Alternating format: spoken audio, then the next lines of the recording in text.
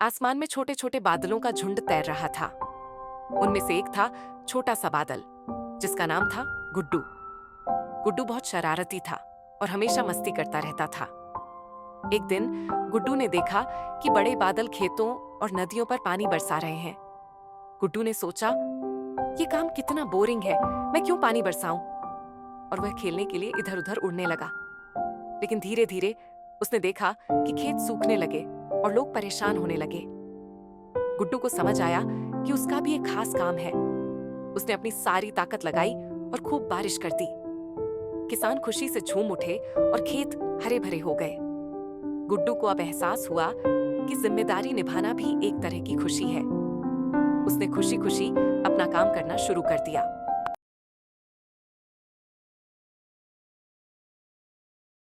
एक बार की बात है, एक छोटे से गांव में टोमी नाम का एक समझदार कुत्ता रहता था। वह गांव के हर घर में जाना पहचाना था। एक दिन गांव के किसान रामू का एक बकरा खो गया। रामू ने बहुत कोशिश की, पर बकरा कहीं नहीं मिला। रामू ने परेशान होकर टोमी से मदद मांगी। टोमी ने तुरंत सूंघना शुरू किया और बकरी के पैरों के निशान को पहचान लिया। वह रामू को खेतों और जंगल के रास्ते ले गया। चलते चलते उन्होंने देखा कि बकरा एक गड्ढे में फंसा हुआ है। रामू ने बकरे को बाहर निकाला और खुशी से टोमी को गले लगा लिया। गांव के लोग भी टोमी की समझदारी देखकर हैरान रह गए।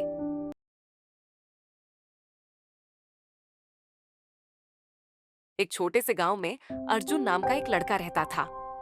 उसके पास एक पुरानी लेकिन मजबूत साइकिल थी, जिसे वह बिजली कहता था। बिजली अर्जुन की सबसे अच्छी दोस्त थी। एक दिन गांव में साइकिल दौड़ का आयोजन हुआ। अर्जुन ने भी भाग लेने का फैसला किया, लेकिन बाकी बच्चों ने उसकी पुरानी साइकिल देखकर उसका मजाक उड़ाया। अर्जुन ने हिम्मत नहीं हारी और बिजली को प्यार से पोंछकर तैयार किया। दौड़ शुरू हुई। नई नई साइकिल वाले लड़के तेजी से आगे बढ़ गए, लेकिन उनकी साइकिलें गड्ढों में फंस गईं या जंजीरें उतर गईं। अर्जुन ने बिजली पर अपना संतुलन बनाए रखा और धीरे धीरे बाकी सबको पीछे छोड़ दिया। आखिरकार अर्जुन और उसकी बिजली ने दौड़ जीत ली। सारे गांव वाले तालियां बजाने लगे। अर्जुन ने मुस्कुराते हुए कहा, जीत साइकिल से नहीं, मेहनत और विश्वास से होती है।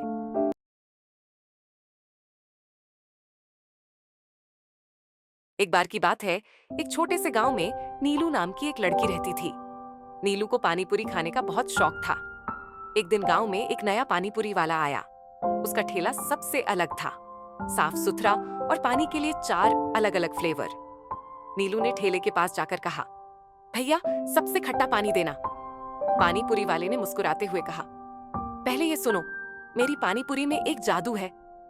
नीलू चौंक गई और बोली, क्या जादू? पानीपुरी वाले ने बताया, जो पहला पानीपुरी खाएगा उसकी एक इच्छा पूरी होगी। नीलू को यह मजाक लगा, लेकिन उसने पानीपुरी खाई और मन ही मन सोचा, काश मेरे दोस्त मुझसे लड़ना छोड़ दें। अगले दिन नीलू के सारे दोस्त उसके पास आए और बोले, हम माफी चाहते हैं, अब हम तुमसे कभी नहीं लड़ेंगे। नीलू को यकीन नहीं हुआ। उसने पानीपुरी वाले को ढूंढा, लेकिन वह ठेला गायब था।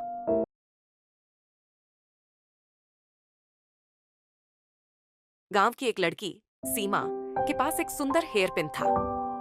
वो हेयर पिन उसकी दादी ने उसे दिया था और कहा था, इसे संभाल कर रखना, ये तुम्हारी मदद करेगा। सीमा को लगा दादी मजाक कर रही हैं। एक दिन स्कूल के रास्ते में सीमा की किताबें कीचड़ में गिर गईं। वह परेशान हो गई। अचानक हेयर पिन हल्के से चमकने लगी। सीमा ने उसे ध्यान से देखा।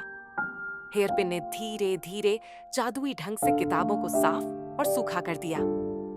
अब सीमा को समझ आया कि ये कोई साधारण हेयर पिन नहीं थी। वो खुशी खुशी स्कूल गई, लेकिन उसने सीखा कि जादू का इस्तेमाल सिर्फ जरूरत पर करना चाहिए, दिखावे के लिए नहीं।